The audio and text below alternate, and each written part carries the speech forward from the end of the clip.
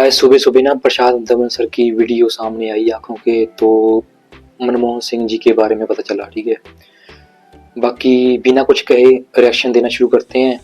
Like subscribe वो आपकी इच्छा होगी। ठीक है, करते हैं वीडियो को शुरू। नमस्कार, वेलकम टू स्टडी आई। मैं हूं प्रशांत धवन। नाउ एक बहुत ज्यादा सैड न्यूज सामने आई है। At the age of 92 Bharat के 13वें प्रधानमंत्री he is no more, he has passed away. Doctor Manmohan Singh ji नहीं रहे। इंडिया के लिए ह्यूज लॉस है।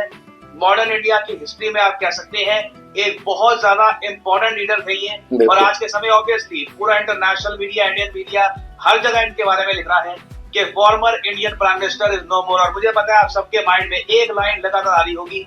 इन्होंने एक बार जब ये कहा था कि history will be kinder to me than the media. Media ने इनसे पूछा कि देखिए आपके कार्यकाल में आप ऐसे नहीं कर पाए, ये नहीं कर पाए। प्रधानमंत्री से बहुत सारी एक्सपेक्टेशंस होती है, स्पेशली कोलैबोरेट की थी ना, तो उस वक्त मनमोहन सिंह जितना कर पाए उतना भी बहुत है। History will be kinder to me, ये आज के समय हम सबके कान में गूंज रहा होगा। और मुझे पता है आप लोग वो क्लिप देखना चाहते होंगे। मैं स्पेशली वो क्लिप आपके लिए ढूंढ के लाया हूँ। ये जो छोटी सी क्लिप है ऑफ द ग्रेट मैन, ये आप सुनिए। I honestly believe that history will be kinder to me than the contemporary media. History will be kinder to me than the contemporary media। ये जो लाइन है ना, आज के समय मनमोहन सिंह जी नहीं रहे और मैं कहूंगा कि sir, I think all of us agree with you. History will be kinder to you। आपका जो कार्यकाल था 2004 से लेकर 2014 तक का आसान नहीं था। कोलिशन गवर्नमेंट को आपने लीड किया as the prime minister of India, आसान नहीं होता। काफी सारी उस वक्त कंट्रोवर्सीज भी हुई, बहुत सारे इश्यूज सामने आए। But at the same time आपने जिस तरीके से देश की इकोनॉमी को आगे बढ़ाया, not just as the prime minister of India, उससे पहले जब आप देश के वित्त मंत्री भी थे, you serve the country very well. और इतिहास बिल्कुल आपको काइंडनेस के साथ याद करेगा, क्योंकि आप अगर इनका करियर देखें ना, तो इन्होंने देश की सेवा विभिन्न तरीके से बार बार करी।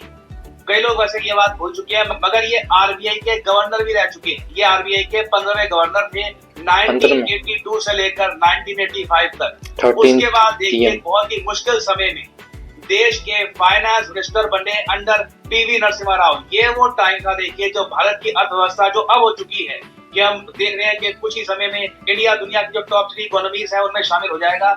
उस वक्त इंडिया ऐसा नहीं था। India was much weaker at that time. हमको आईएमएफ की हेल्प चाहिए थी, हमको अपना जो गोल्ड है देश के बाहर भेजना पड़ा।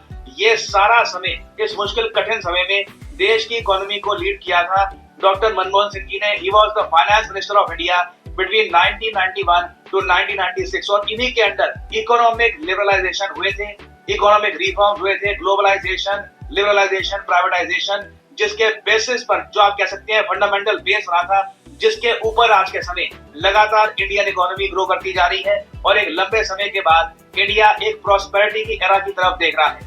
इसमें देखिए डॉक्टर मनमोहन सिंह जी और इनकी नीतियों का बहुत इंपॉर्टेंट रोल था।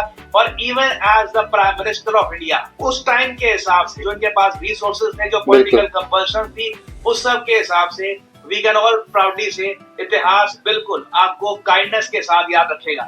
और आप अगर इनके अवार्ड्स देखें, इनकी जो रिकॉग्निशन देखें, तो 1993 में इनको finance minister of the year का अवार्ड मिला था यूरोमनी द्वारा। पूरी दुनिया में सबसे बेहतरीन फाइनेंस मिनिस्टर।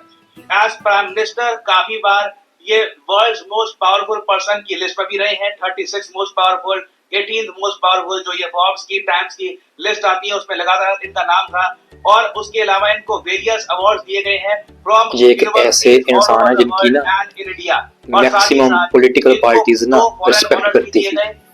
सऊदी अरेबिया का ऑर्डर ऑफ किंग अब्दुल अजीज और जापान का ऑर्डर ऑफ पॉलोविना, ये जापान का सेकंड हाईएस्ट सिविलियन ऑनर है। और भारत का भी इनको second highest civilian honour Padma Vibhushan ये मिला था 1986 में। ना यहाँ पे मैं जानना चाहूंगा आपके हिसाब से, डू यू बिलीव कि इनको पोस्टह्यूमसली भारत रत्न से भी सम्मानित किया जाना चाहिए या नहीं? मे बी नरेंद्र मोदी में कमेंट सेक्शन में। और as the prime minister of India मुझे ये भी बोलना पड़ेगा कि इंडिया रिलेशंस को आगे बढ़ाने में भी डॉक्टर मनमोहन सिंह जी का क्रिटिकल रोल था। बराक ओबामा के ये बहुत फेवरेट थे। बराक ओबामा ने अपनी किताब में भी इनके बारे में लिखा है कि बहुत ही वार्म और प्रोडक्टिव इनका रिलेशन था विद डॉक्टर मनमोहन सिंह जी। काफी रिस्पेक्ट करते थे ओबामा इनकी। एंड इनके बारे में देखिए, मनमोहन सिंह जी के बारे में थोड़ा लोग ये कहते थे कि चुप रहते हैं, इतना जरा बोलते नहीं है। देखिए, जब ये बोलते थे कभी कभी पार्लियामेंट में, इनकी कुछ हाइलाइट्स ऐसी है करियर की, जब ये बोले हैं ना, बस तालियों की गड़गड़ाहट सुनाई दी है। ये जो छोटी सी क्लिप है, आइकॉनिक क्लिप है इनकी इन द पार्लियामेंट, जहाँ पे सुषमा स्वराज जी से वार्तालाप कर रही है, ये मैं चाहता हूँ आप देखें। I think one of the my favourite शायरी में से एक है। Like this in our memories. माना कि तेरी जीत के काबिल नहीं हूं मैं।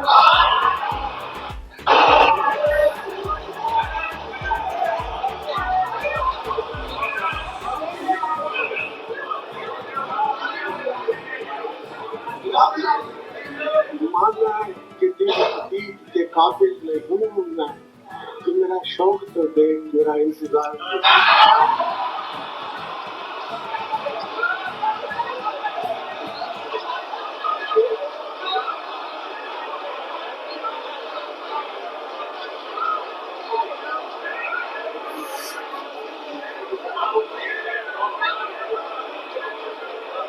आई डोंट थिंक हम में से कोई भी ये क्लिप भुला पाएगा। बहुत ही यूनिक क्लिप है। और आज के समय हमारे देश के जो करंट प्रधानमंत्री हैं नरेंद्र मोदी जी, इन्होंने भी यहाँ पर ये ट्वीट करी है कि India I think Rahul Gandhi से पहले की है। Most distinguished leaders doctor Manmohan Singh ji, rising from humble origins. जी हाँ, कोई अमीर घर से पैदा नहीं हुए थे, बहुत ही हम्बल ओरिजिन्स में इनका जन्म हुआ था।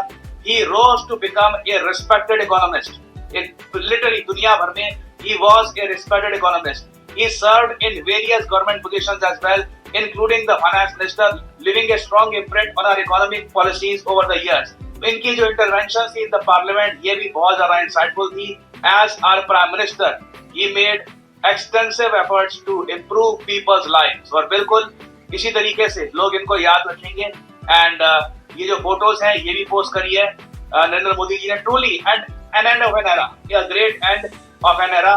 और इस वीडियो में फाइनली मैं यहाँ पर यही कहूंगा कि आपको अगर किसी को कंपेयर करना है, देखना है कि उनका इम्पैक्ट क्या था, उनकी परफॉर्मेंस क्या थी, साथ ही साथ आप ये भी देखिए कि उनके पास रिसोर्सेज क्या थे, पॉलिटिकल कंपल्शंस क्या थी, उस वक्त पॉलिटिकल एनवायरनमेंट कैसा था, जियो पॉलिटिकल एनवायरनमेंट कैसा था, इंडिया की स्टैंडिंग कैसी थी। आप फिर प्रॉपरली समझ पाएंगे कि एज प्राइम मिनिस्टर उनकी कैसी परफॉर्मेंस थी। And overall I think we can all say again history will be kinder to him. और फाइनली यहाँ पर मैं ये भी ऐड कर दूं, देखिए अभी स्टडी IQ की मेगा सेल चल रही है, मेगा क्रिसमस सेल। तो मैं वैसे भी ना इनको ना ज्यादा ना कोलैबोरेट अपना जान सकता हूँ अंदर से ना, क्योंकि मैं भी खुद अपना इकोनॉमिक्स का स्टूडेंट रहा हूँ पोस्ट ग्रेजुएशन तक। और एज अ शाइनेस जो इनमें थी वो मेरे में भी है, आपको वीडियोस में दिखती होगी वो ना। तो बाकी ज़्यादा कुछ नहीं कह सकता, अपना बस ओम शांति कहूँगा RIP की जगह। चलते हैं, अगले वीडियो में मिलते हैं, तब तक के लिए जय हिंद।